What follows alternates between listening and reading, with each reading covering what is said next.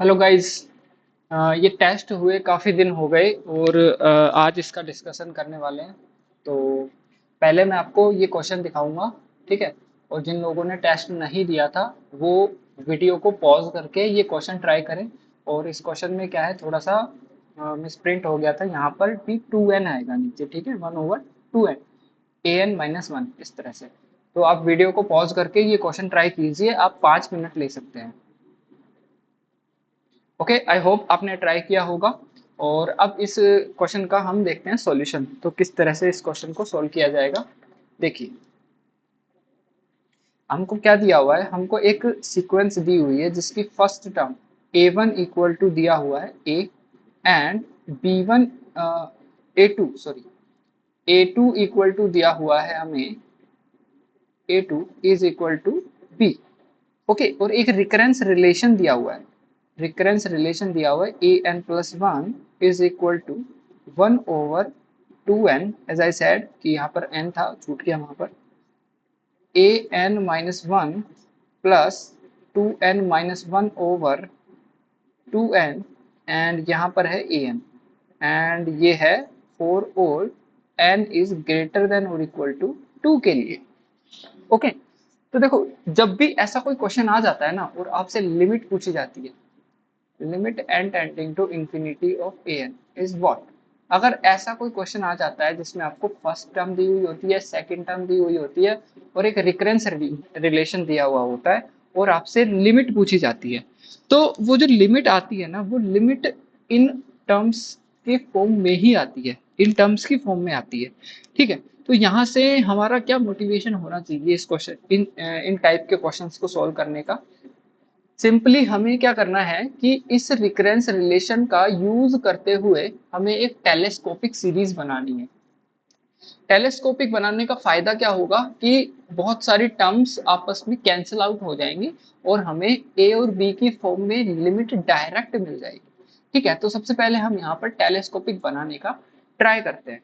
Telescopic बनाने से पहले एक रिकरेंस यहाँ पर डिफाइन कर लेते हैं कि ए n plus one minus a N की वैल्यू क्या होने वाली है यहाँ से, ठीक है। तो यहाँ से ए n plus one minus a N की वैल्यू मैं यहाँ पर डायरेक्ट लिख रहा हूँ, आप निकाल करके देख लेना। यहाँ पर इसकी वैल्यू आएगी -1/2n and a n minus a n minus one. तो इस तरह का एक रिकरेंस रिलेशन हमें वापस से मिल जाने वाला है, ठीक है।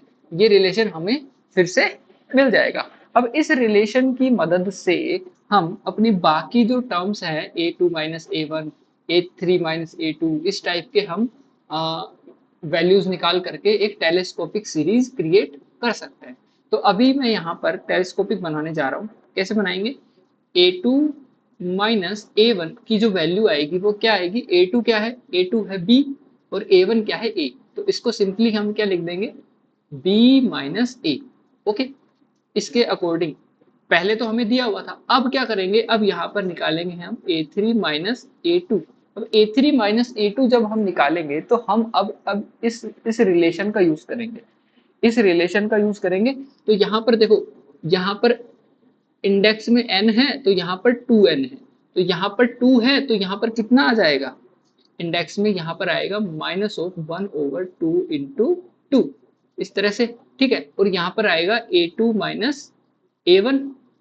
ओके, ओके, और जब हम इसको सॉल्व करेंगे तो ये यहाँ से बन जाएगा माइनस का 1/, इसको 2 पावर 1 इंटू 2 फैक्टोरियल लिखा जा सकता है इसको, ठीक है। उसका रीजन भी बताऊंगा क्यों लिख रहे हैं ऐसा। 2 पावर 1 इंटू 2 फैक्टोरियल, क्या इसको इस तरह से लिखा जा सकता है, ठीक है। और अंदर a2 माइनस a1 जो है उसको वापस से हमने b माइनस a लिख दिया। ओके, अभी हम निकालेंगे a4 माइनस a3 की वैल्यू। a4 माइनस a3 की वैल्यू जब हम निकालते हैं तो यहाँ से हमें मिलती है वैल्यू माइनस का 1/2 इंटू ठीक है, 2n होता है ना, तो n यहाँ वाला लेना है हमें इंडेक्स। ओके, और अंदर हमें वैल्यू रखनी है किसकी, a3 माइनस a2। ओके, अब इसको तो ऐसे ही रहने देना है, -1/2 इंटू 3 और a3 माइनस a2 की जो वैल्यू है, ये वैल्यू हमें मिली है, ये उठा करके यहाँ रख देनी है। तो यहाँ रखेंगे तो minus of 1/2 into 2 factorial 2 into b minus a. अब हमें ना हर टर्म में बी माइनस ए लाना पड़ेगा, क्योंकि बी माइनस ए को ही तो लास्ट में आप कॉमन लोगे और लिमिट के अंदर वो इंक्लूड हो पाएगा। ठीक है, तो अभी जब इसको हम सॉल्व करेंगे तो इसको हम क्या लिख सकते हैं, इसको हम लिख सकते हैं 2 पावर 2। देखो एक पावर ये रही 2 की और एक पावर ये रही, तो 2 पावर 1 2 पावर 1, तो 2 पावर 2 इंटू 3 इंटू 2, 3 इंटू 2 मतलब 3 फैक्टोरियल बोल सकते हैं इसको। तो इसको क्या बोल देंगे, 1/2 इंटू 3 फैक्टोरियल, और अंदर है बी माइनस ए। ओके, ये जो वैल्यू है ये किसकी वैल्यू है, ये है a4 माइनस a3 की वैल्यू है। ओके, इसी तरह से हम निकालेंगे एक last term a5 minus a4, then वहां से हमें पता चल जाएगा कि क्या बनने वाला है। तो अब निकालेंगे हम a5 माइनस a4, और जब इसकी वैल्यू निकालेंगे तो यहाँ से आएगा -1/2 into 4 as this index. Okay, and अंदर वैल्यू रखने वाले हैं हम किसकी, a4 माइनस a3 की। तो a4 माइनस a3 में यहाँ पे नहीं लिख करके डायरेक्ट ये वाली वैल्यू रख रहा हूँ। देखो 1 माइनस 2 पावर 2 इंटू 3 फैक्टोरियल, और b माइनस a तो हमारा था ही। अब देखो जब इसको हम सॉल्व करेंगे, इसको सोल्व करेंगे तो 2 पावर 2 तो यहाँ पे है, और 2 पावर 1 ये भी, तो 2 पावर कितनी हो गई, 3 हो गई, और एक माइनस का था तो -1/2 power 3। Okay, into 4 into 3 factorial कितना आ गया, 4 फैक्टोरियल। तो इसको क्या लिख सकते हैं हम, 4 फैक्टोरियल। ओके, अब अंदर क्या है, अंदर है b माइनस ओ ए, बी माइनस ए। ओके, अब यहाँ से हमें एक आइडिया मिल गया कि an+1 माइनस और हम करेंगे an, अगर इसी तरह से हम चलते जाएं तो an+1 माइनस an अगर हम करते हैं तो हमें क्या मिलना चाहिए, हमें मिलना चाहिए -1 पावर एंड अपॉन में आपको मिलना चाहिए 2 पावर देखो यहाँ पे 4 था, यहाँ पे 4 है, ठीक है। नहीं, यहाँ से देखो, यहाँ पे 2 पावर 3 है, यहाँ पे 2 पावर 4 है, मतलब एक इंडेक्स की कमी हो रही है यहाँ से। ठीक है, तो यहाँ पे n-1 आ जाएगा, तो 2 पावर n-1 मिल गया हमें। और उसके बाद में देखो यहाँ पे 4 है ना माइनस में, और यहाँ पर 4 फैक्टोरियल है, तो यहाँ पर क्या मिल जाएगा हमें, n है तो n फैक्टोरियल। तो इस तरह से हमें ये टर्म यहाँ पर मिल जाने वाली है, और मल्टीप्लाई में आपको मिल जाने वाला है b माइनस ए। ओके, मल्टीप्लाई में क्या मिल जाएगा, b माइनस ए। ओके, अब जो ये आपने जो ये सीक्वेंस क्या बोलते हैं, ये रिलेशन जो बनाए हैं, जो टेलीस्कोपिक बनाई है, इस टेलीस्कोपिक को ऐड करने का टाइम आता है। जब इसको हम सम करेंगे, जब इसको इसका समीशन करेंगे, तो देखो कौन कौन सी टर्म कट हो जा रही है, यहाँ पे कैंसिल आउट हो जा रही है। a2 से a2 कैंसिल हो जाएगा, a3 से a3 कैंसिल हो जाएगा, a4 को कैंसिल करने के लिए यहाँ पर a4 बैठा हुआ होगा। ठीक है, इस तरह से ये कैंसिल हो जाएगा। इस तरह से हर एक टर्म, ये रहा a4 कैंसिल हो जाएगा, इधर से a5 भी कैंसिल हो जाएगा। इस तरह से हर टर्म कैंसिल हो जाएगी। आगे जो माइनस वाली टर्म है, उससे पीछे कोई टर्म बैठी है उसको कैंसिल करने के लिए, तो इस टर्म से ये वाली टर्म कैंसिल हो जाएगी, तो इस तरह से कैंसिल हो जाएंगे। और यहाँ पर ओनली बचेगा an+1, लेफ्ट हैंड साइड में तो an+1 और a1, ये वैल्यूज यहाँ पर लेफ्ट हैंड साइड में बचने वाली है, तो इसको हम यहाँ पर लिख लेते हैं। लेफ्ट हैंड साइड में बचेगा an+1 minus a1 minus a1। Okay, and अब देखते हैं राइट हैंड साइड में क्या है। राइट हैंड साइड में देखो, एक टर्म ये रही, एक टर्म ये रही, और एक टर्म है आपकी ये,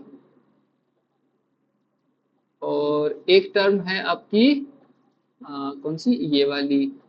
ठीक है, एक टर्म है आपकी ये वाली। तो इन सब में कॉमन क्या आ रहा है, कॉमन b माइनस ए आ रहा है, तो b माइनस ए को तो आप पहले ही कॉमन लेकर के लिख दो। ठीक है, उसको लिख देंगे बाद में। अभी बाकी की टर्म्स को हम ऐड ऑन करते हैं यहाँ पे। तो बाकी की टर्म्स को जब आप ऐड करोगे तो यहां से तो क्या ऐड हो गया, यहां से तो 1 ऐड हुआ, ठीक है, यहां से क्या ऐड हुआ, -1/2 इंटू 2 फैक्टोरियल, ये ऐड हो गया, फिर ऐड हो गया +1/2 इंटू 3 फैक्टोरियल। तो इस तरह से ये सब चीजें ऐड यहाँ पर होती जाएंगी। तो कैसे ऐड होंगी, देखो यहाँ पर 1 आ गया, 1 - 1/2 इंटू 2 फैक्टोरियल,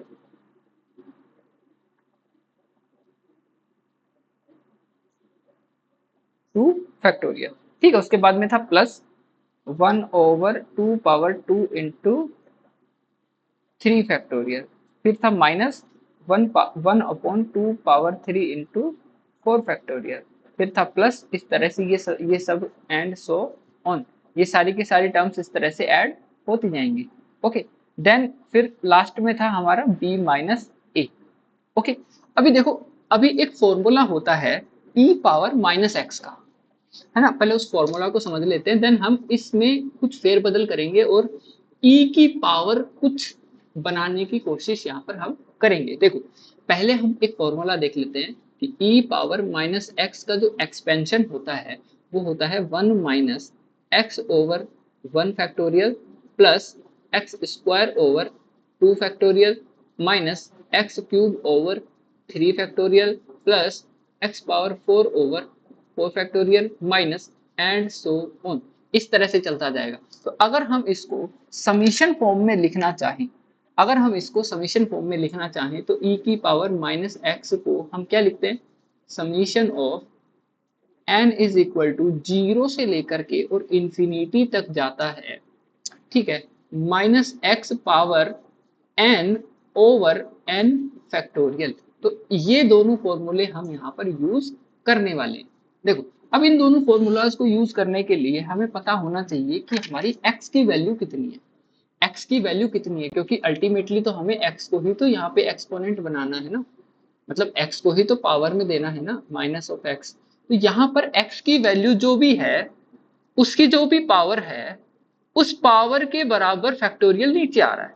तो यहाँ पर अगर x की वैल्यू 1/2 ले लेते हैं तो फैक्टोरियल में तो 1/2 नहीं है ना। देखो, 1/2 अगर x ले लेते हैं तो उसकी पावर तो 1 है, लेकिन यहाँ पे तो 2 फैक्टोरियल आ रहा है। यहाँ पर देखते हैं, अगर 1/2 की पावर 2 है तो यहाँ पे 2 फैक्टोरियल आना चाहिए था, यहाँ पे 1/2 की पावर 3 है तो यहाँ पे 3 फैक्टोरियल आना चाहिए था। तो हम ऐसा क्या करें ताकि ये 1/2 इंटू 1 फैक्टोरियल हो जाए, 1/2 इंटू 2 फैक्टोरियल हो जाए, 1/2 इंटू 3 फैक्टोरियल हो जाए। तो ऐसा हम क्या करें, क्या हम यहां से डायरेक्ट, और एक चीज और है, देखो, अगर हम यहां से 2 कॉमन ले लेते हैं, अगर हम यहां से 2 को कॉमन ले लेते हैं तो हम यहाँ पे क्या कर देंगे, 1/2 इंटू 1 फैक्टोरियल यहाँ पे लिख देंगे, ठीक है। लेकिन 1/2 इंटू 1 फैक्टोरियल जो है वो प्लस का रहेगा, वो तो पॉजिटिव रहेगा। अगर पॉजिटिव रहेगा तो हम -(x) में नहीं चढ़ा सकते ना, क्योंकि ऑल्टरनेटिव में -(x) चढ़ेगा। तो यहाँ से हम चलो अभी पहले 2 को ही कॉमन ले लेते हैं, ठीक है, एक एक स्टेप समझाता हूँ। पहले हम क्या करते हैं, यहाँ से 2 को कॉमन ले लेते हैं। तो 2 को कॉमन लेके यहाँ से फिर से एक स्टेप जो आएगी वो मैं लिख करके आपको बता दे रहा हूँ। देखिए किस तरह से एक स्टेप और आएगी।